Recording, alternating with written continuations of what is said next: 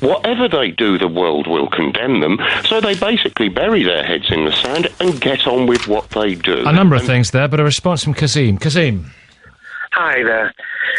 Well, basically, I mean, first and foremost, I don't even think we should be having this discussion, because I think, you know... Why shouldn't we be... Why shouldn't we be having this discussion? The reason, first and foremost, is, don't get me wrong, I'm not pro-Iranian or anything of the sort. What it is just Israel have already got nuclear... The biggest terrorist state in the world have already got nuclear weapons. Do you not think that the debate should be how we denuclearize Israel, first and foremost? The gravest danger, the army... Why shouldn't we...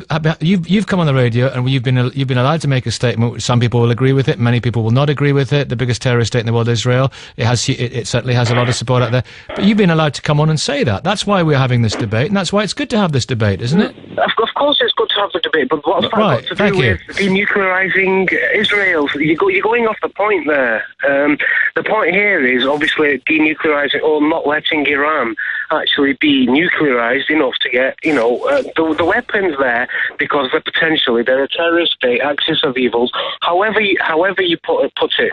But the thing is, why go down that route or something that could potentially happen where you've already got a terrorist state, in my opinion. Okay, do you know what? We're going to put that... Kasim, the reason it's great to have this debate is you've just said that the biggest terrorist state on the planet, Israel, and we are able to put that point directly to the former Foreign Secretary, Sir Malcolm Rifkind. That's why it's good to talk about these things. Sir Malcolm Rifkind, good morning. Good morning. We have our caller there, Kazim from Bolton, who says, listen, the focus is all wrong here. We should be focusing on Israel. How did you describe them, Kazim? The biggest terrorist state, yes. In the world. Israel, the biggest... What would you say to that? And many say it, Sir Malcolm Rifkind. Well, forgive me, I think that's just complete nonsense. I mean, one's right to have criticism of Israel. Some of the things that Israel does we may disapprove of, but Israel is one of the most ardent opponents of terrorism. It is a democratic society. It has the rule of law.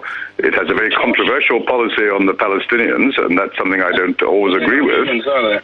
But to describe it as a... Well, wait a minute. Let Sir Malcolm Rifkind finish, and then I'll come back to you. Sorry, Sir Malcolm, carry on. It is a democratic society. It changes its government according to the will of the electorate.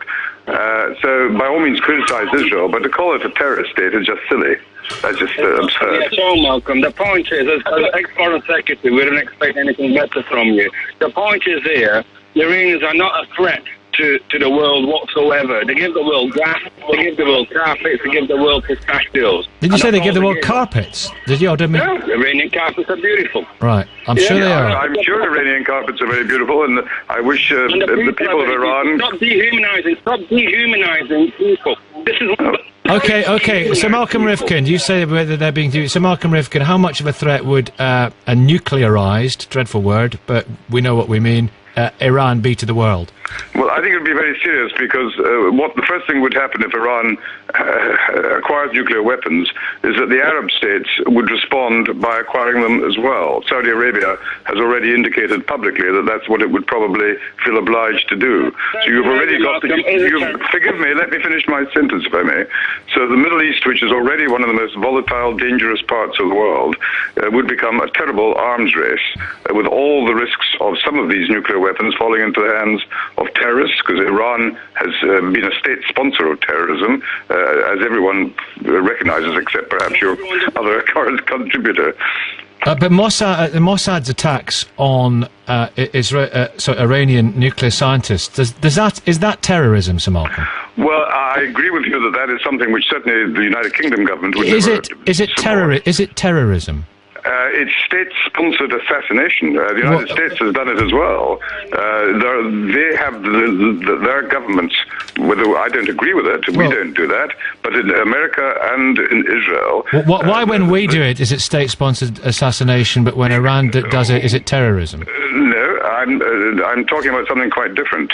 What Iran does has been supporting terrorism, which has involved suicide bombers with innocent women and children being blown up by bombs. Neither Israel nor the United States have ever contemplated that. They have occasionally gone for individuals who they believe are a threat to their own security, like Osama bin Laden. That is still controversial. But an Iranian nuclear scientist, but from inference from what you're saying, he's a guilty individual, is he? I'm not saying he's good. I'm not supporting what happened. I'm simply describing what happened. The Israelis have such a policy. They don't admit it, but it's widely believed they have such a policy. It's for them to defend it. I have no intention of defending it. It's not something I would personally think ought to happen, but that's a different matter. Okay, Jonathan has been trying to come in for ages in the Manchester area. Good morning, Jonathan. Good morning, Nicky. How are you? Very well. On you go. Good. Okay, just got a couple of points to make in relation to some of the things that have been talked about so far this morning. The first is about Ahmadinejad. Ahmadinejad is purely a puppet and has absolutely no influence on what happens in Iran. And the things that he said about the Jewish nation, unfortunately, have been taken in the wrong way. The first point is he said about wiping Israel off the map. He didn't actually say that. He said something slightly different, but it was lost in translation. What did he mean by the great deception of the Holocaust? Well, yeah, he's a Holocaust denier, and there's obviously that's another discussion for another day. What I'd like to say is I'd like to make a prediction, first of all. There will be an attack on Iran, and it will come this year, and it will happen before the US presidential elections in November, I believe. Malcolm Rifkin talks about a nuclear Iran being a threat to the region, and that is obviously correct. However, the biggest threat to the region and the world would be another war and an attack on Iran. There would be worldwide consequences to that, and people don't seem to learn the mistakes from history. And there have been multiple mistakes that have been made over the past few years. Iraq, Afghanistan are just two that we can talk about. And as for Israel having nuclear weapons, well, the solution to this issue is quite simple as far as I'm concerned. Discussion, an open discussion without conditions, bringing in all the major nations, so obviously our country, the United States, Israel, Iran, and everybody else that has nuclear weapons, so we include Pakistan and India in that. That is the best way to resolve this situation, through discussion and not through war and not through attacking Iran or any other country for that matter. And one final, very, very important point as well to make to people that are listening to the radio this morning is this. In terms of regimes within the Middle East that are the worst as far as I'm concerned, Saudi Arabia is number one. They oppress young people, they oppress females in their society, as well as the Iranians do. However, they are allowed to get away with whatever they like. For example, they're our mates. 75% of the people that live in Saudi Arabia live below the poverty line. Yet the elite in Saudi Arabia have billions of dollars invested in America. They do, Jonathan. Thank you very much indeed. Thanks for those points. I want to go to William, who's called us from Tel Aviv. Hello, William.